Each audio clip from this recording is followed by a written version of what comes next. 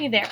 So this is a video I told you I'd make that goes over your digital portfolio and make sure that it is set up with certain things we need and the right slides. I'm sorry that it is a day or so late. So this is what my example digital portfolio looks like. So you need to have a title slide, 9th Grade Academy. If you look, I'll send this in the email too, a link to this slideshow. So if you look down in the comments section right here, it tells you if you need to have a slide like this with this information or not. So you need to have a title slide. Your name should be right here. You can have an About Me slide if you would like. That's optional. If you would like an interest and passion slide, you can have that, also optional. This slide is optional. You need to have a slide that has a heading for pieces of evidence and work, so that signals you or me or someone else who may be looking at your digital portfolio what's coming up. You need to have a slide that looks like this. It's a template slide for when you're going to add an entry for a new piece of evidence or work into your digital portfolio. So you need to have right here the name of evidence or piece of work. So it could be the name of the assignment, the activity, what we were doing. If we did a reflection on something, it would be like reflection on blank or blank reflection. Excuse me. You also need to have the date that you completed it. So the date that you did it, a short description or a little bit of information about the evidence or work so that it cues your brain or my brain if it's been a while, or if it's someone who has not been in 9th Grade Academy with us, it'll give them just a little bit of background or context before they look at your work. And then you need to have a link to the document if it's a Google Doc or a Google Slideshow, or a link to wherever the work may be, if it's on Canva or ThingLink or another website, or it's a PDF or something like that.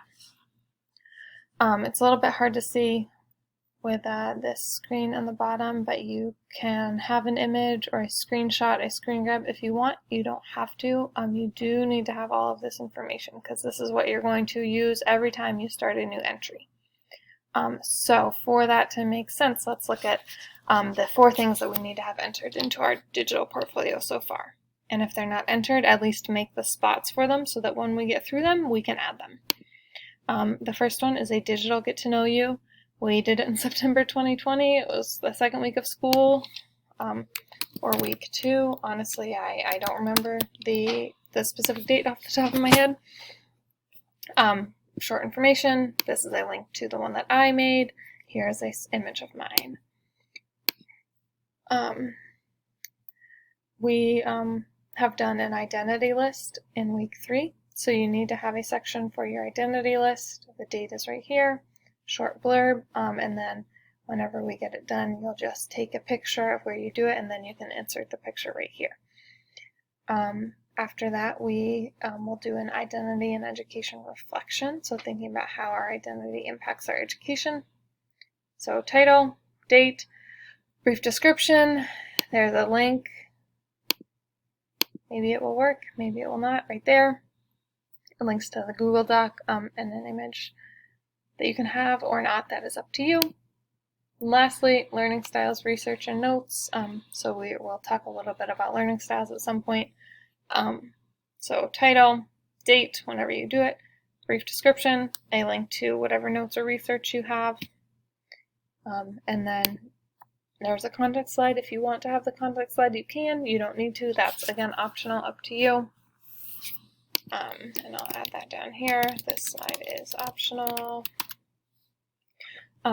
4 slides, so notice how all of my slides have this template. They have this information.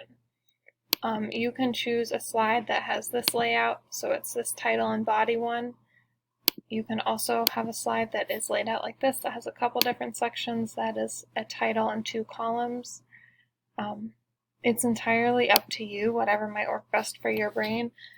Through setting mine up and then working with others, I have found that this layout, or again the title and body, kind of works best. It's a little bit easier to navigate.